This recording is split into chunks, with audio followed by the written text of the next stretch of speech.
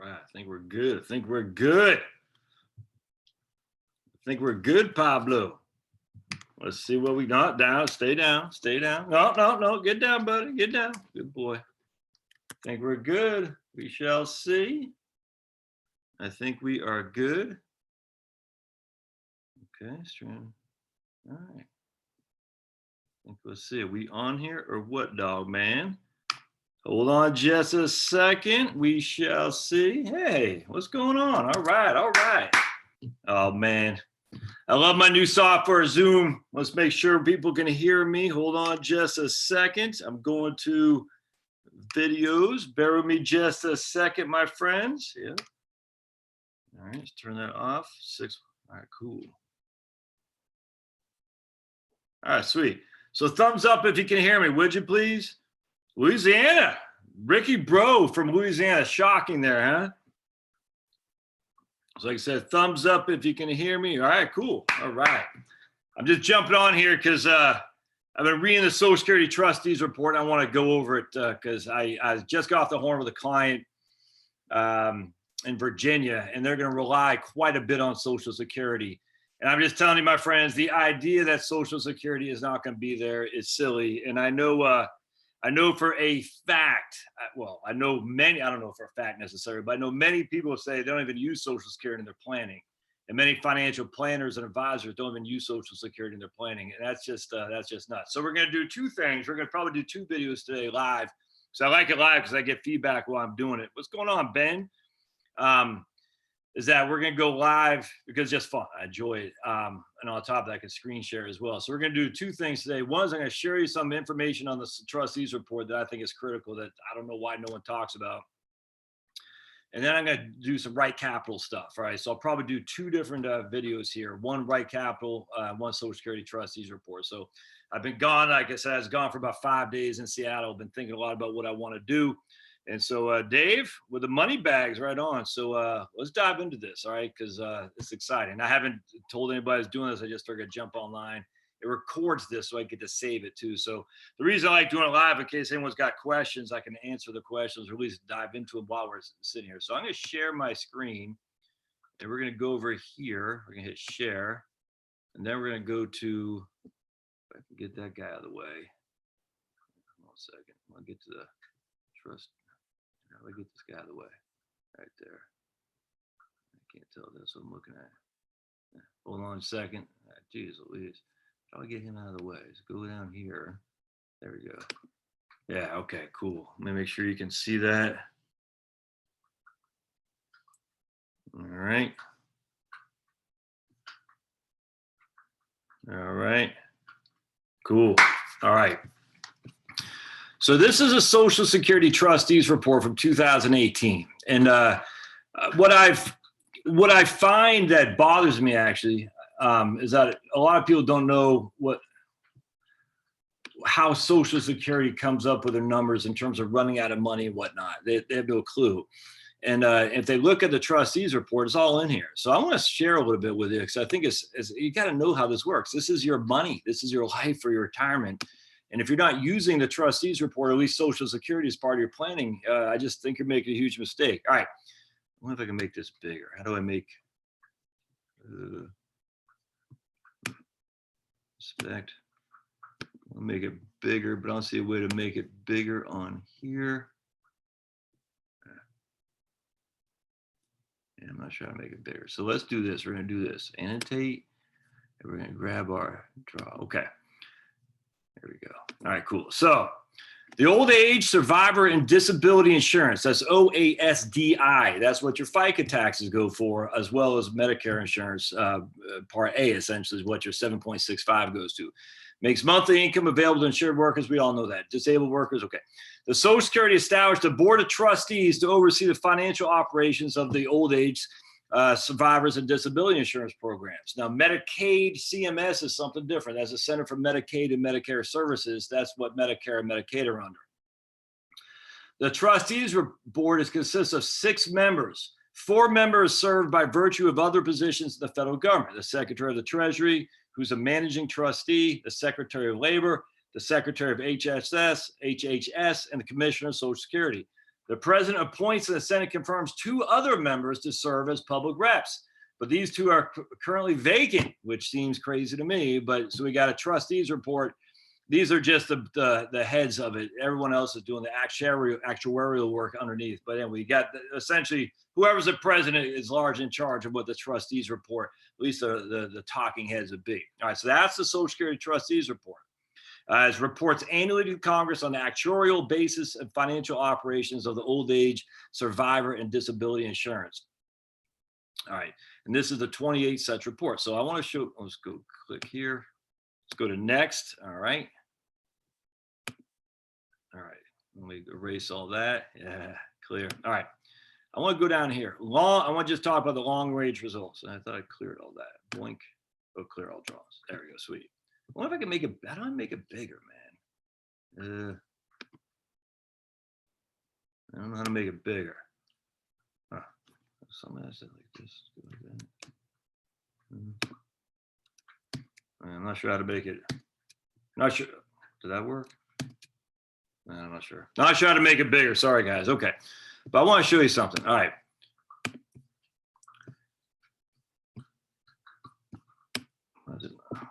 Not scrolling for me now. Oh, man. All right. Come on, man. Scroll for me. Good boy. All right. So let's click out of that. For some reason, not. There we go. Okay. All right. So for the 70. There we go. For the 75th year projection, the actuarial deficit is 2.84% of taxable payroll, increased from 2.8%, 3% from last year's report. So the actuarial deficit is 2.84%. The closely related open group unfunded obligation for OASDI over the 75-year period is 2.68% of taxable payroll. All right, so bear with me, it's going to be important.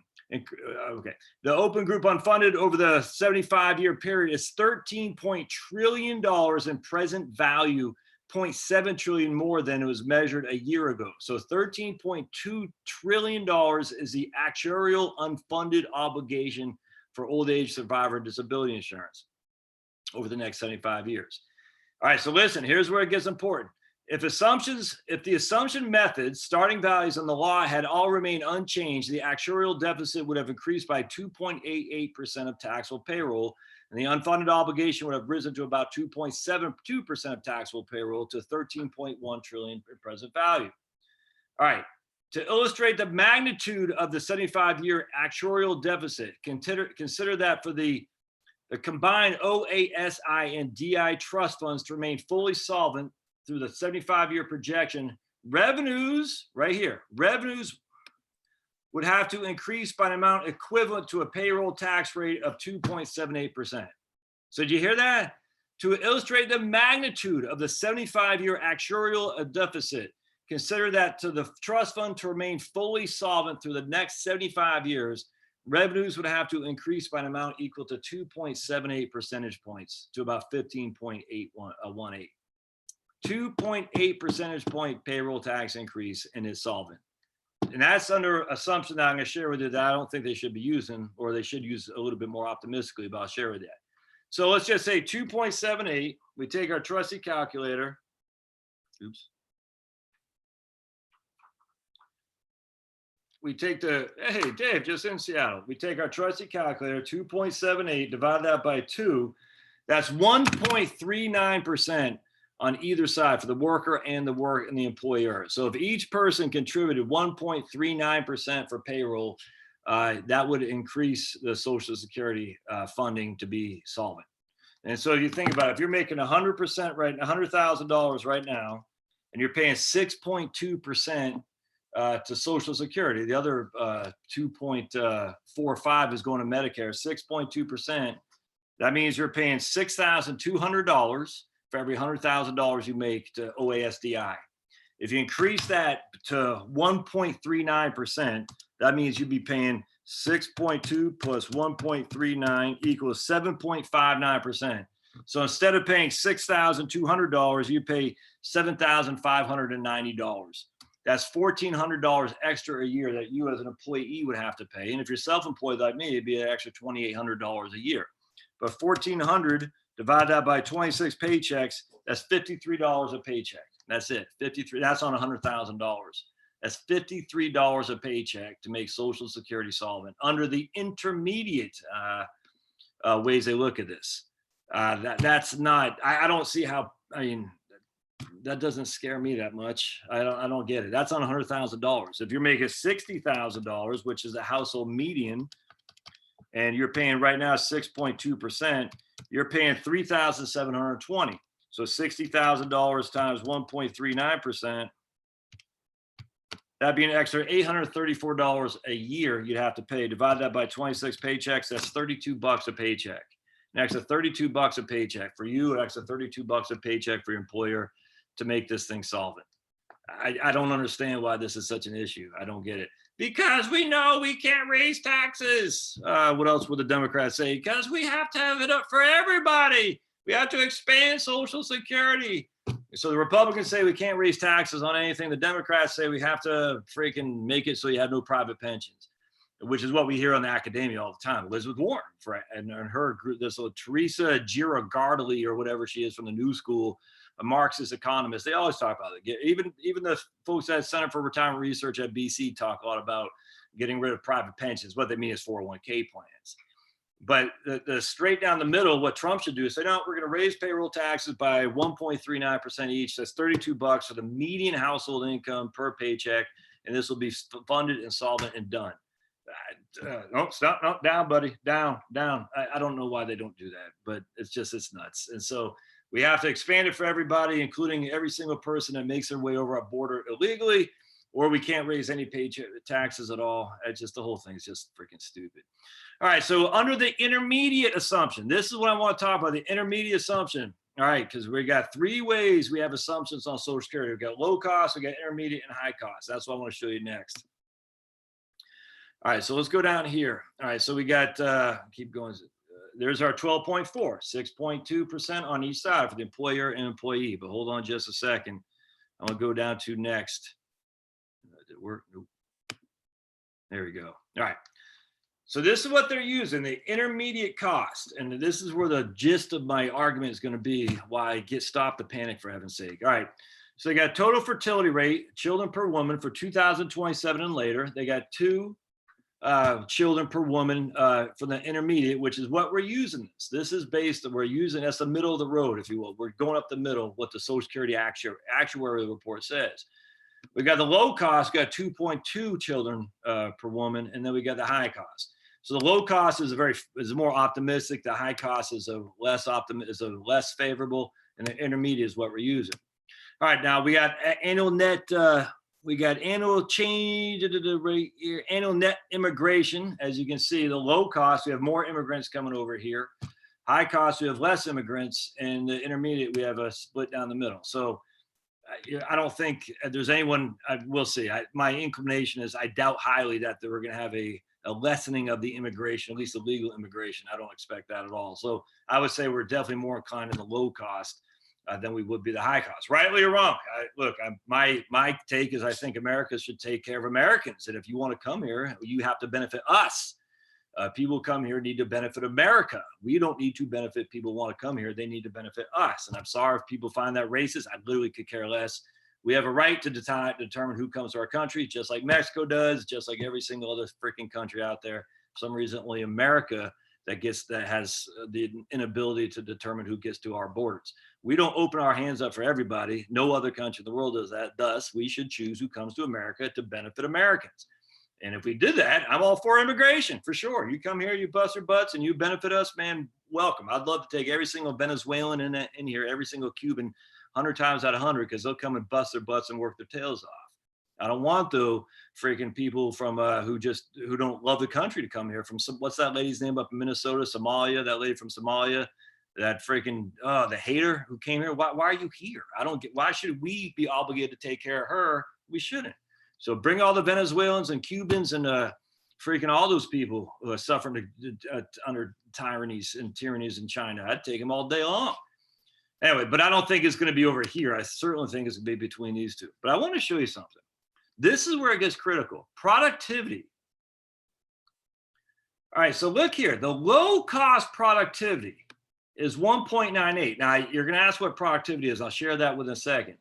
The intermediate productivity is 1.68. The high cost productivity is 1.38. So remember, the low cost is what we're saying is the most optimistic. And they're saying for the most optimistic productivity of the workers out there is 1.8998% increase in productivity. Nope, down, buddy. Let me show you something here. I'm going to show you what the historical productivity has been. I hope this opens up. Yeah, right here. Historical productivity. Make sure I'm not missing anything. All right, you ready? What is labor productivity? Is a measure of economic performance that compares the amount of goods and services produced, the output, with a number of labor hours used in producing those goods and services. It is defined mathematically as real output per labor hour. And growth occurs when output increases faster than labor hours. Labor productivity growth can be estimated from the difference in growth rate per output and hours worked. For example, if output is rising by 3% and hours are rising by 2%, then labor productivity is growing by 1%. So you're increasing your number of labor hours worked by 3, you're increasing your output by 3, there is no increase in productivity. Every widget you're making is the same widget you're making for the same number of hours. However, if you're increasing the number of widgets made by 1 per every, by 2 for every hour worked, your productivity is increased by 1%, if that makes sense. So historically, what is the output been and the labor productivity been historically? Well, according to the BLS, since 1948, the productivity has averaged 2.3%. All right. Now, people say, oh, but not anymore because the millennials or because whatever they'll say, Obama or Bush or whatever. So between 2007 and 16, productivity was only 1.1. But from 2001 to 2007 is 2.7. From 90 to 2001 is 2.1. From 80 to 81 was just a 1 year time frame during the recession is 1.1 because we had a recession. Ironically, we also had a recession, pretty significant one here. No recession, productivity is high. Tiny recession in 1990, productivity was high. 73 to 80, high inflation, stagflation, productivity was low. The 60s were high. Look at that, 2.7, 2.3, 2.1, 3.6, 48. That's just after World War II, so that makes sense. So the historical average has been 2.3.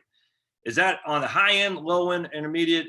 Well, it's the historical average. So if we go back to the trustees report, and they're saying productivity for the low cost is less than 2. It's not less than 2 with the technology we've had, with the increase in robots, the increase in output, and the increase in just work from home.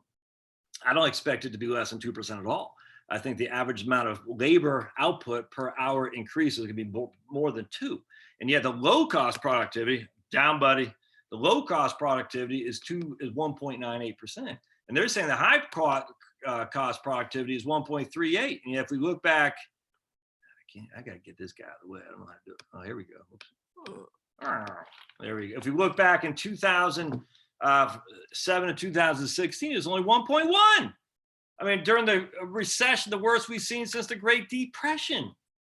That doesn't make sense to me. And so even with a high cost is 1.38 productivity from now until 2094. It's nuts. So the low cost productivity is 1.98. I actually think that's under reporting. I think it's be higher than that. Okay, so let's look about this. Average wage and cover employees they're expecting from 2028 to 2092. They're saying on the intermediate, they're expecting the average wage increase by 3.8%. All right, well, let's see. Is that do we have any basis of that? So let's take a look at wages. The average, all right, hold on a second. I'll say there. So I want to show you something. The average wage increase going back to 1964 is about 4.17% is what I did that. 4.17% from 1964 to 2018. So that's almost a 60-year time frame, 55-year time frame, basically, 4.17. And so they're saying the average wage increase here is the intermediate is only 3.8. Huh? I mean, the average wage from 1960s till today is 4.17. And I'm not even using I don't know, the freaking post-war era or even the roaring 20s or anything. We're just using from 1964 till today. It's been 4.17. So that's the high cost has this average wage increase only 2.58. It's nuts. The low cost has it 5.02. That might be a little bit optimistic, but the intermediate is 3.8, and we've been above that since the last 55 years.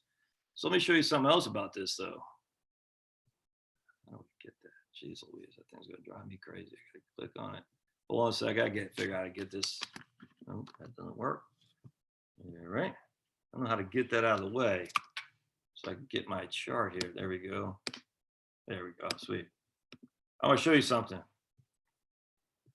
Wages in the U.S. increased $23, increased to $23.65 an hour in September from $23.59 an hour in August of 2019. Wages in the U.S. averaged 11.31 U.S. dollars an average from 1964 until 2019, reaching an all-time high of 23.65 in September from an all-time record low of 2.5 in February 1964. The point about that is that what we're saying is the wages last year were up significantly. Look at this. Where's the way right here? Average hourly. Where is the productivity? Yeah, wages right. That doesn't really show us how much. It doesn't show us the increase. But anyway, all right. So we saw wages significantly increase. Significantly above this. Significantly above that. We show productivity historically significantly above all three of these things. Now CPI.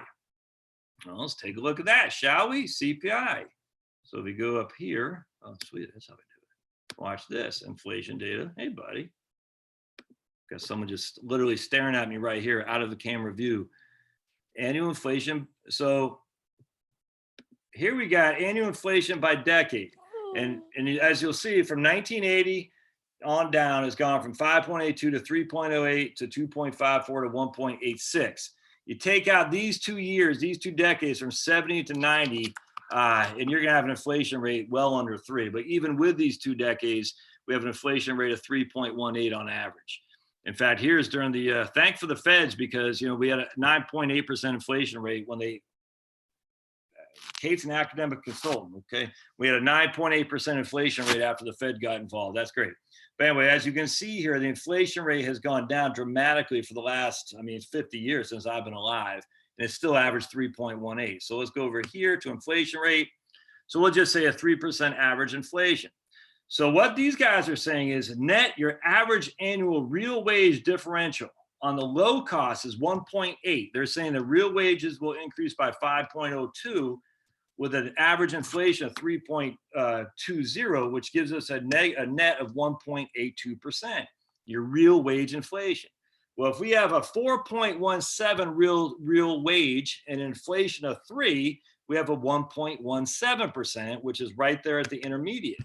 However, I don't know you can say 4.17% wage increase and an inflation rate of 3, because we're nowhere near that inflation rate right now. I'd say inflation rate more likely 2.5. So we take 4.17, divide that by 2.5, that's a 1.67 real wage increase, which gives us between intermediate and low cost. I hope that makes sense. So we have intermediate, low cost between, but not anywhere near this over on the high cost. Now look at this. This is important. Unemployment. Hey, buddy. Hey. Powell does not like people messing with Social Security, that's for sure. Powell says, don't mess with my Social Security. Hold on just a second. Don't mess with our Social Security, right, Pablo? Don't mess with our Social Security. All right, so I want to show you this. Unemployment rate. Low cost unemployment, 4.5%. They're saying from now until 2094, unemployment will be 4.5%. Intermediate is 5.5%, and high cost is 6.5. Again, the low cost is the optimistic, the intermediate is right down the middle, and the high cost says we're all doomed. We're all going to die because we ate carrots. So where do you think unemployment is right now? It's at 3.5. All right, will that stay 3.5 from 2027 to on? I have no clue. But we're not anywhere near 6.5, 5.5. We're certainly below the low cost on unemployment significantly. Now, this is the interesting thing. Annual trust fund real interest rate from 2028 and beyond, because again, this is the long range values. Oops, long range. So annual interest rate on the low cost is 3.2.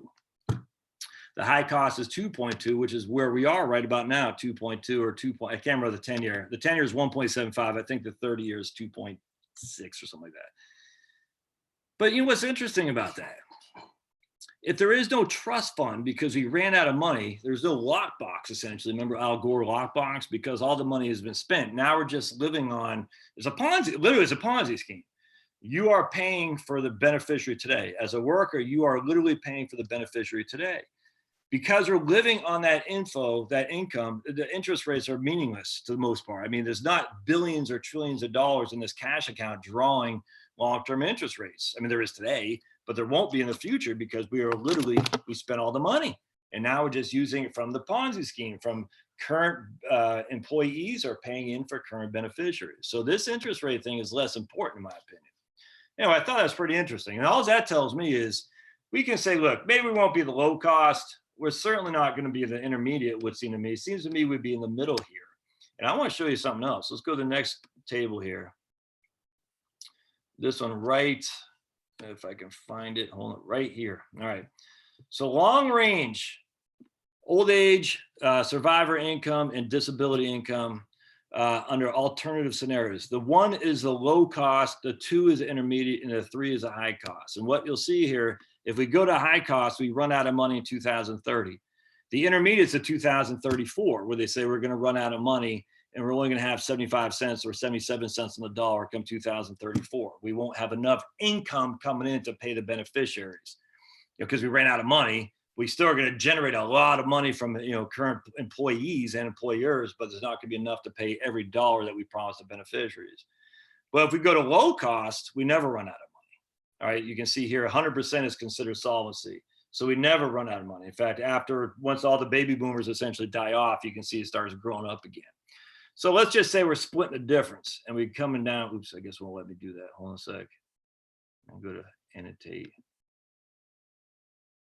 Draw. Oops, I want to do an arrow. So let's say we're split the difference and come right there at 2050. All right, so we go, oops, right there. That's another 16 years. That's without even increasing the payroll tax. You see what I'm saying? So why would you not use Social Security in your planning process? I literally don't understand that.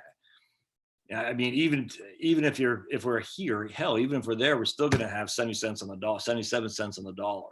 So it doesn't make sense to me. I find that to be, again, either nefarious or ignorant, depending on who is touting that Social Security won't be there. I want to show you something else that actually is pretty interesting. I found, if I can find it, they had a table that showed you the amount of workers per. Let's see if I can't find that. Let me see if I can't find that, because they had a table that showed the amount of workers per beneficiary historically. Keep going back. It was interesting. So I find this stuff fascinating. Actually, I love sheets. I love spreadsheets. I love graphs. Nope. Nope. Hold on just a second, my friends. And again, short range estimates of OASDI. Again, 1 is a low cost, 2 is intermediate, 3 is a high cost. So you can see short range. If we're in the intermediate, we have ample coverage until 2027. So that's the next 8 years or so, 10 years. Trust fund ratio. Hold on just a second. Yeah. It's in here someplace. I'm not going to waste all your time trying to figure this out. But again, we already talked about this. We got 1 is low cost, 2 is intermediate, 3 is high cost. And they just show you the deficit relative to the taxable pay. There's just so much stuff in here, man. It's crazy. I love it. I can look at this all day long. Right here. This is what I want to talk about. All right. Let me annotate this. Oh, yeah.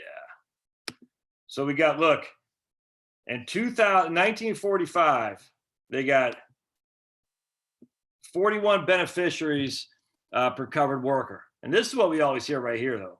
Right there, 16 beneficiaries per covered worker in 1955. All right. But now we go down here to 1970, we only have 3.7. Now we go down here to 2008, we only have 3.2. All right. It starts. Why can I guess I can't. That's nuts. Oops, it won't let me move the cursor when I got that on there. Anyway, what you can see here is look, 2.0 in 2095, we only got 2 workers per beneficiary. What does this not say though? And it gives you in terms of intermediate, low cost, and then high cost. What does this not say? It doesn't say the taxation. It doesn't show taxation. It only shows the amount of beneficiaries, workers per beneficiary. Well, if you don't show the taxation, then aren't you missing something there? I would say. So let me stop this right here and I'll jump back. I'm going to stop. There we go. Cool. Anyway, so that's my thing on Social Security. I think a lot of people miss that for sure, and I don't think they should, because Social Security is such a big deal for people that if they're not fully realizing how it works, they're missing the boat, and they're just not going to be able to retire because they're saying, I could never retire. I need 2.5 million. I had a guy reach out to me the other day. He emailed me, and I get this actually a lot, and I don't mean to sound like I'm kissing my own butt.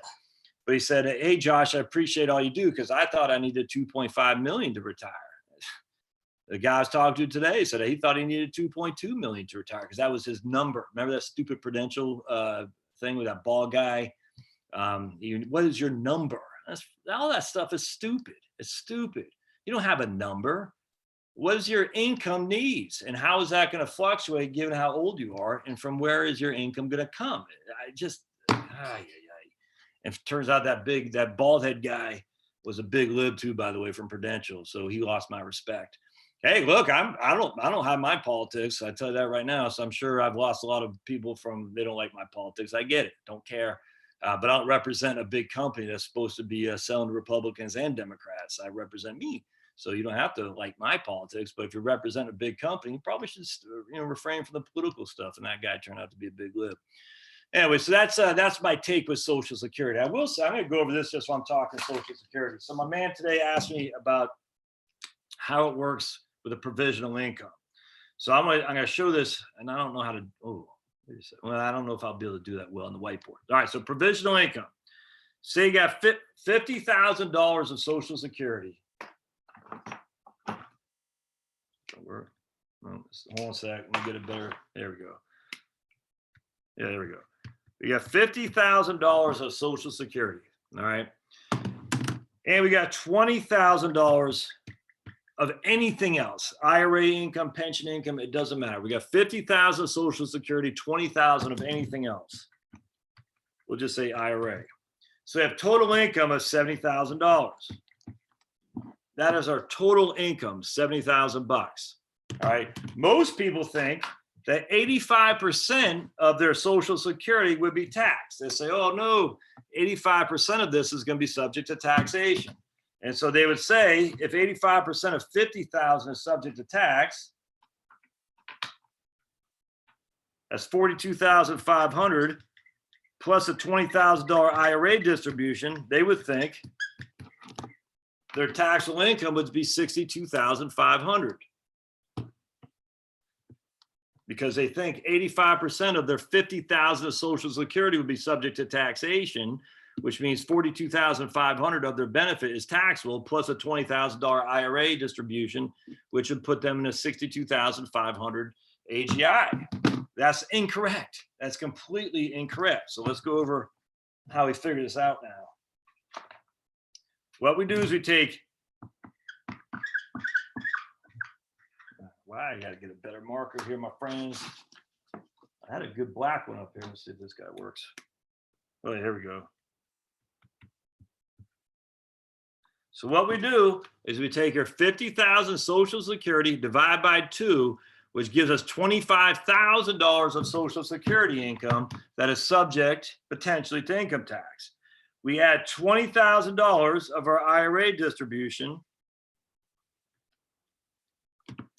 which means we have a provisional income of $45,000 bucks. All right, we're not done yet. This has nothing to do with anything. We're just taking half our Social Security, adding it to whatever other income we have, which gives us a provisional income of $45,000. All right. So now what we do is we take $45,000. We say, okay, if we're a married couple, $45,000. The first $32,000 is tax-free. The first $32,000 of that amount is tax-free. Next, 32 to 44, 50% of it is taxable. 50% of it is taxable. The next, greater than 44, 85% of that is taxable. All right. So we got 45,000 minus 32 is 13,000. Of that 13,000, 12,000 of that falls in this tranche right here.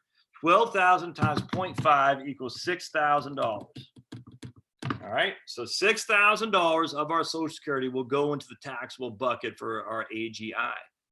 We still have $1,000, so 45,000 minus 44,000 is 1, times that by 0.85, that's $850. So we got $6,850 is our taxable Social Security. So of our $50,000 of Social Security, only $6,850 is taxable. Now the irony of all ironies here, $6,850 is taxable Social Security plus $20,000 IRA distribution, that's $26,850.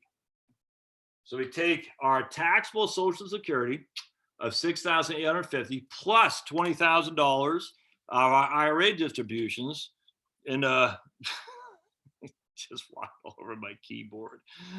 I hope you weren't emailing somebody there, Pablo, who's emailing the dog next door saying, "Hey, lady, you want to meet me for dinner?" Yeah, I know. Anyway, so now that is our AGI, $26,850. Hey, buddy. No, you got